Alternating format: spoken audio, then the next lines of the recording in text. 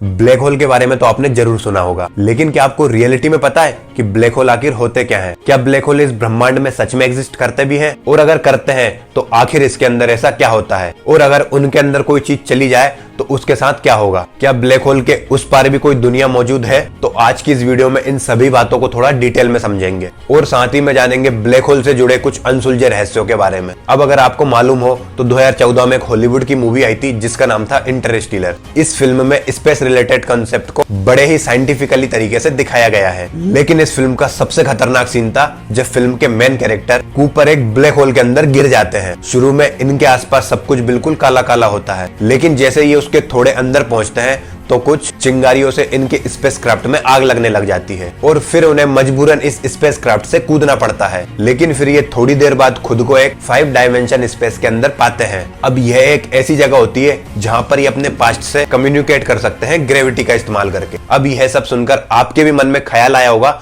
कि क्या ये सच में पॉसिबल है? तो देखो, ब्लैक होल एक ऐसी जगह है जहां पर पूरे यूनिवर्स का सबसे ज्यादा अंधेरा होता है। उस अंधेरे से कोई भी चीज बचकर नहीं निकल सकती है, यहां तक कि लाइट भी नहीं। लाइट ब्लैक होल के अंदर जाती तो है, लेकिन वहां से कभी वापस नहीं आती है। अब अगर हम साइंस के नजरिए से ब्लैक होल को समझे तो ब्लैक होल एक ऐसी जगह है जहां फोर्स ऑफ ग्रेविटी बहुत ज्यादा स्ट्रॉन्ग होती है और इस यूनिवर्स की सबसे ज्यादा ग्रेविटी ब्लैक होल के अंदर पाई जाती है। इसकी ग्रेविटी इतनी तेज होती है कि वह किसी भी चीज को अपने अंदर समा सकती है और अगर कोई चीज एक बार ब्लैक होल के अंदर चली जाती है तो फिर उस चीज के बाहर आने के चांस बिल्कुल ना के बराबर हो जाते हैं। ब्लैक होल के अंदर कोई भी फिजिक्स के लॉ काम नहीं करते हैं, यहाँ तक कि न्यूटन की ग्रेविटी की लॉ भी ब्लैक होल के अंदर फेल हो जाते हैं। यानी ब्लैक होल हमारे यूनिवर्स की सबसे रहस्यमयी चीज है। अब यह सब तो हुई ब्लैक होल की बात कि आखिर ब्लैक होल होता क्या है, लेकिन अगर इसको और थोड़ा डीप में समझना होगा तो हमें इसके कुछ सवालों के जवाब ढूंढने होंगे, जैसे कि आखिर ब्लैक होल बनता कैसे है? अगर हमारी पृथ्वी एक ब्लैक होल में गिर जाए तो क्या होगा? और अगर हमारा सूर्य ही एक ब्लैक होल बन जाए तो क्या होगा? तो चलिए आज की इस वीडियो में इन सारे सवालों के जवाब ढूंढते हैं। तो इसके लिए हमें 100 साल पीछे जाना होगा, यानी कि 20वीं सदी में, क्योंकि उस समय के लोगों को लगता था कि ब्लैक होल जैसी कोई चीज होती ही नहीं है। उनके लिए महज ये सिर्फ किस्से और कहानियां थी। 1916 में एक साइंटिस्ट थे जिनका नाम था कार्ल श्वार्ज़चाइल्ड। उन्होंने आइंस्टाइन की जनरल थ्योरी ऑफ रिलेटिविटी का इस्तेमाल किया कि अगर हम किसी भी चीज को बहुत ज्यादा कंप्रेस कर दे तो वो चीज एक ब्लैक होल बन जाएगी। अब आपको यह तो मालूम ही होगा कि अगर हम किसी भी चीज को बहुत ज्यादा कंप्रेस करते हैं तो उसका साइज बहुत छोटा हो जाता है। तो कार्ल श्वार्ज़चाइल्ड के मुताबिक जब भी हम किसी चीज को हद से ज्यादा कंप्रेस कर देंगे तो वो एक ब्लैक होल बन जाएगा। यानी अगर हमारी पृथ्वी के साइज को बहुत छोटा कर दिया जाए तो हमारी पृथ्वी भी एक ब्लैक होल बन जाएगी। लेकिन उस वक्त इस थ्योरी को मजाक समझा जाता था, लेकिन साल 1971 में यह थ्योरी एक हकीकत बन गई, क्योंकि 1971 में साइंटिस्टों ने इस यूनिवर्स का पहला ब्लैक होल देखा, जिसे देखने के बाद यह पता चला कि वो बहुत ही हाईली कंप्रेस्ड था। वो ब्लैक होल हमारी पृथ्वी से 6000 लाइट ईयर दूर था, यानी हमारी पृथ्वी से वहां तक लाइट को पहुंचने में 6000 साल लग जाएंगे। अब हमारा अगला सवाल है कि आखिर ब्लैक होल कितने प्रकार के होते हैं? तो 1971 से लेकर अब तक साइंटिस्टों ने बहुत सारे ब्लैक होल्स देखे हैं, जिनमें से उन्हें अभी तक सिर्फ 4 प्रकार के ब्लैक होल देखने को मिले हैं। नंबर 1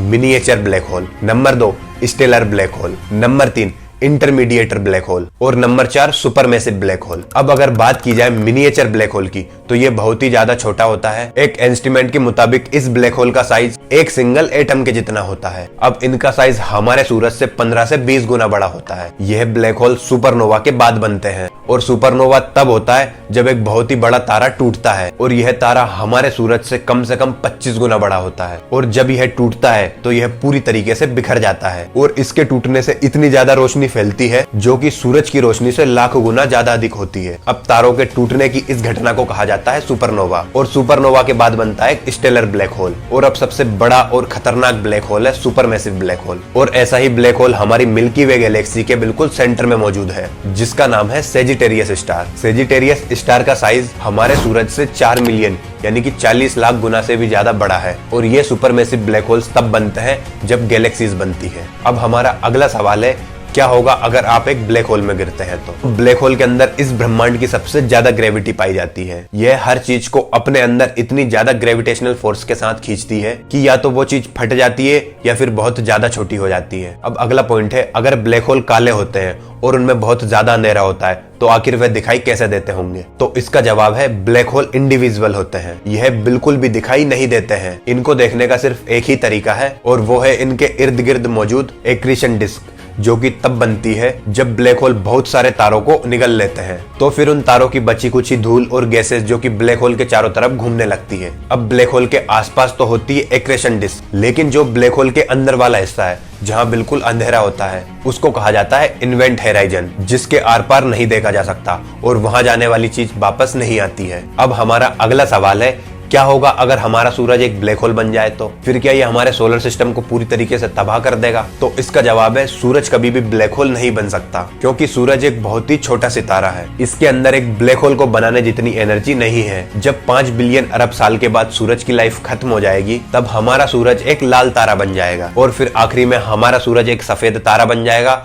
और बिल्कुल ठंडा हो जाएगा। लेकिन फिर भी हमारा आंसर ढूंढने के लिए हम मान लेते हैं कि हमारा सूरज एक ब्लैक होल बन गया, तो फिर भी इससे हमारे सोलर सिस्टम पर कोई भी असर नहीं पड़ेगा। सभी ग्रह उसी ब्लैक होल के इर्द गिर्द घूमने लगेंगे जैसे सूर्य के चारों तरफ घूमते थे। लेकिन फिर समस्या ये होगी कि हमें सूरज की रोशनी नहीं मिलेगी और इससे हमारी पृथ्वी पर जीवन समाप्त हो जाएगा। अब आपके दिमाग में भी एक सवाल जरूर उठ रहा होगा कि जब ब्लैक होल अपने आसपास की सारी चीजों को अपने अंदर संभाल लेता है, तो फिर क्या ब्लैक होल हमारी पूरी गैलेक्सी को भी निगल सकता है? तो इसका जवाब है नहीं। माना कि ब्लैक होल बहुत ही पावरफुल होते हैं, लेकिन इतने भी नहीं कि पूरी गैलेक्सी को निगल जाए। गैलेक्सी यानी कि हमारी आकाशगंगा, ये बहुत बड़ी होती है और ब्लैक होल इनके सामने बहुत ही छोटे लगते हैं। अब हमारा आखिरी क्वेश्चन है, क्या ब्लैक होल से बचने का कोई रास्ता है या फिर उससे बाहर निकला जा सकता है? तो इसका जवाब है बिल्कुल नहीं, क्योंकि ब्लैक होल की ग्रेविटी से लाइट भी बचकर बाहर नहीं निकल सकती है। तो फिर कोई सी चीज बाहर निकल जाए, ऐसा तो पॉसिबल ही नहीं है। और अगर फिर भी अपन 1% मान लेते हैं कि कोई सी चीज बाहर निकल जाए,